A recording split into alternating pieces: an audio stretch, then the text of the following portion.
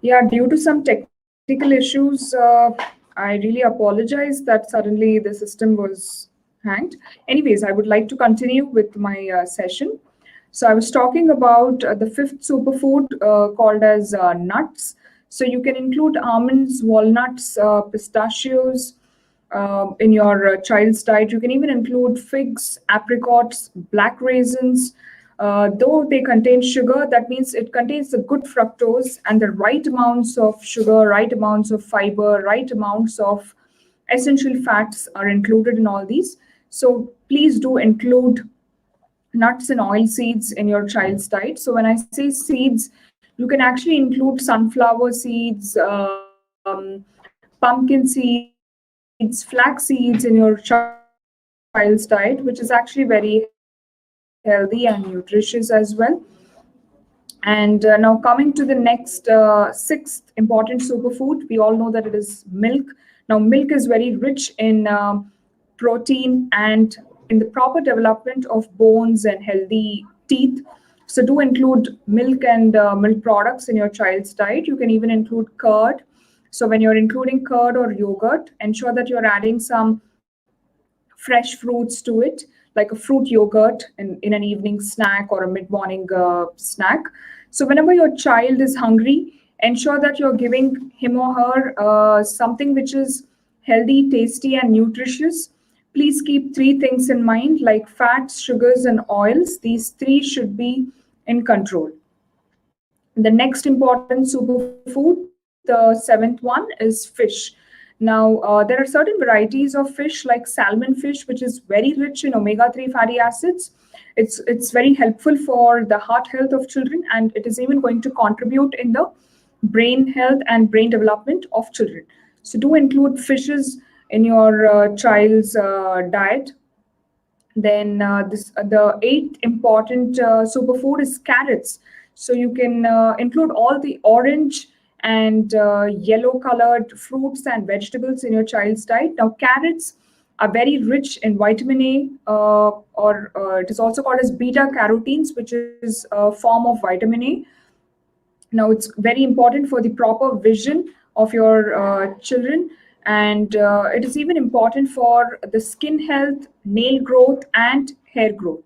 So the next important superfood, the ninth one, which I think I already mentioned about fruit smoothies or fruit yogurts or a fruit milkshakes. They are mandatory to include in your child's diet because that is considered as the best, healthiest, and safest snack option for your children. Now, the 10th important superfood is beans and lentils. Now, beans and lentils are full of soluble fiber. Beans and lentils promote gut and heart health. Black beans are a great source of proteins and calcium. So, do include all these 10 superfoods. I will just give a quick summary of all these 10 superfoods: eggs, oats, broccoli, berries, nuts, milk, fish, carrots, low fat Greek yogurt, beans, and lentils. So these are some of the top 10 superfoods which have proven very beneficial for your child's growth and development.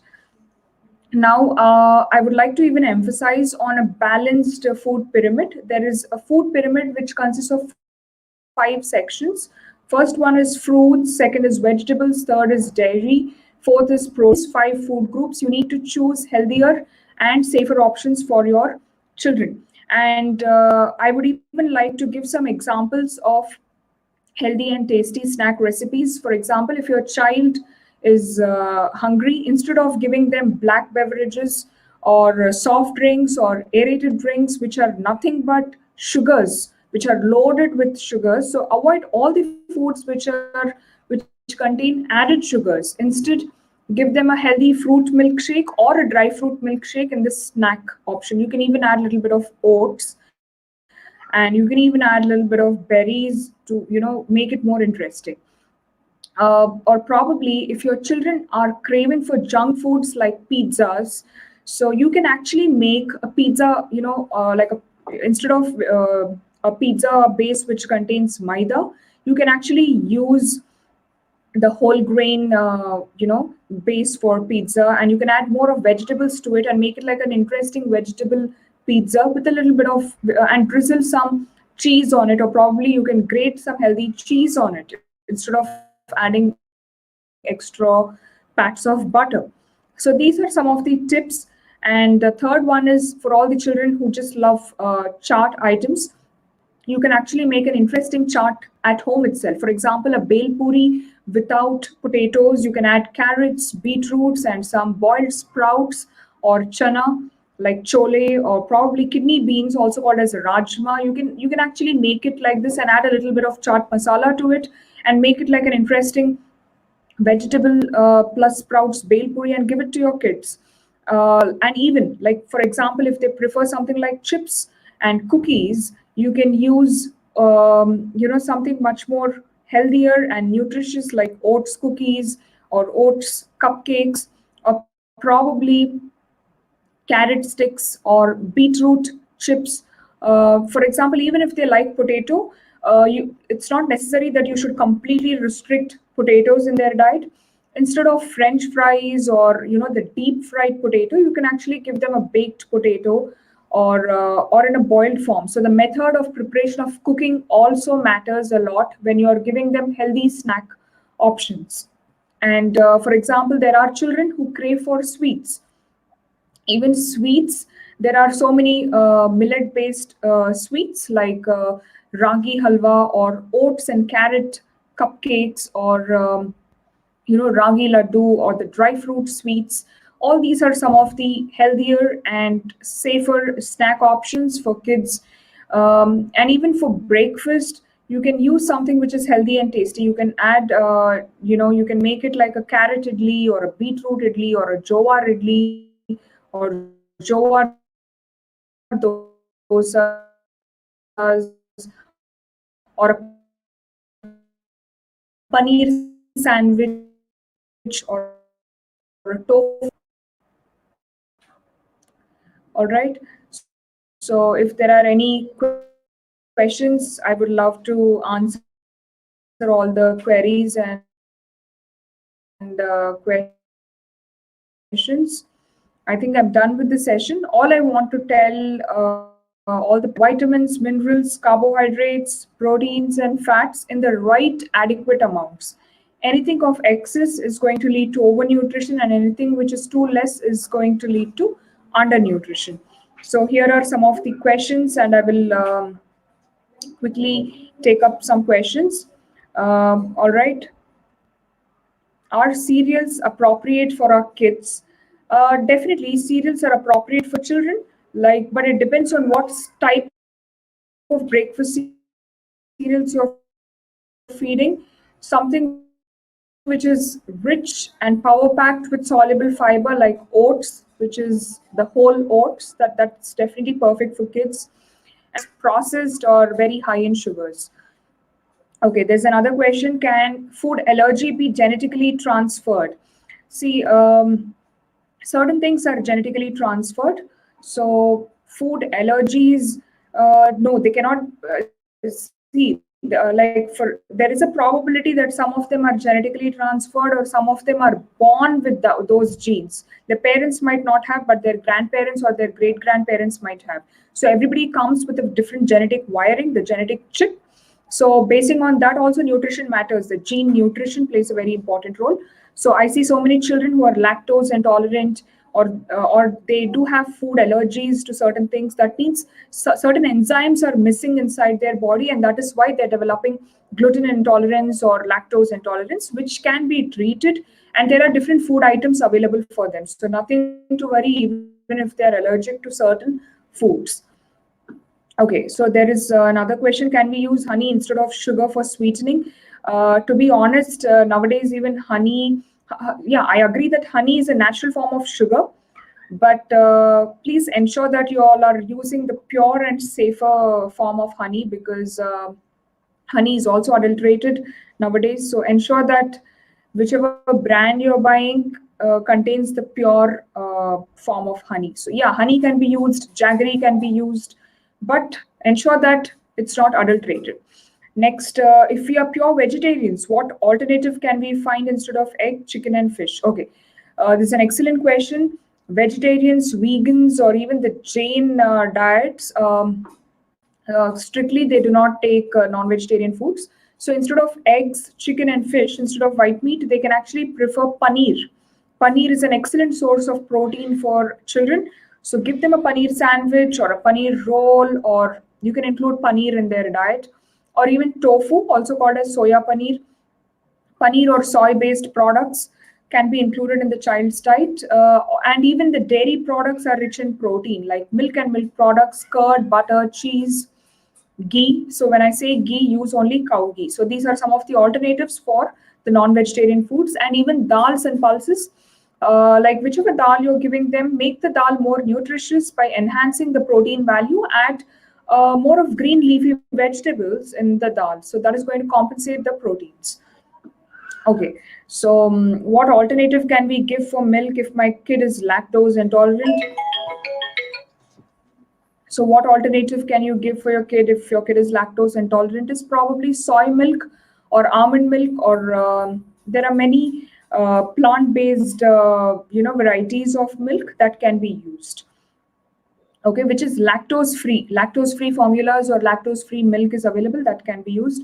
Next question: when transitioning from breast milk to solids, what kind of food should we feed them? So like after 6 months of exclusive breastfeeding, the mother can actually breastfeed as long as the baby is going to drink from the mother, like maybe up to 2 years of age. The World Health Organization has stated a guideline that the mother can breastfeed the child up to 2 years of age. So some of the complementary foods, the semi-solid foods, should be very rich with nutrients. Like they can include ragi, mashed foods should be given in their diet. Jaggery is also rich in iron that can be used in certain quantities.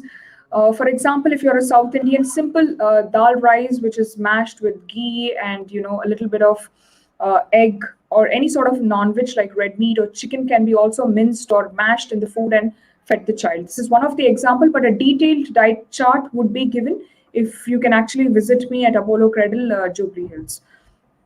How many times should we feed out kid? At least 6 to 7 times, and it should be small and frequent meals depending upon your child's weight for age. Their nutritional status is going to be monitored. Can feeding more water lead to bloating? Not at all. So water intake is very important. I see most of the kids are dehydrated. So hydration is the key. So feed them with good amount of water, especially warm water, which is actually going to, flush out all the toxins from their body. It is going to improve their skin health and their overall health. So please give them good amount of water. Can we feed our kid fruits containing the citric acid at breakfast?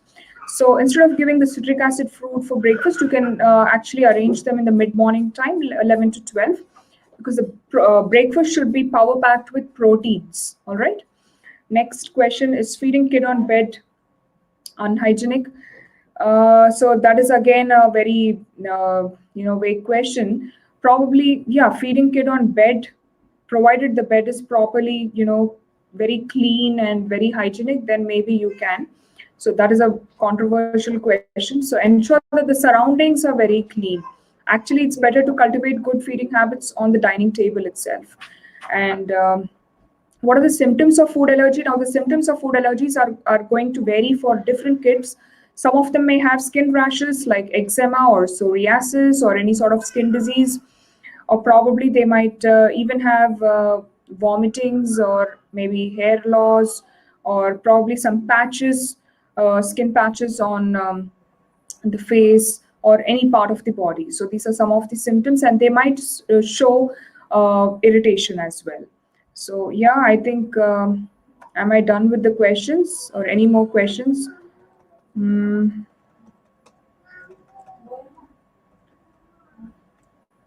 Okay, there are some more questions. I'll quickly take them. When transitioning from breast milk to solids, what kind of food should we feed them? Yeah, I already answered that.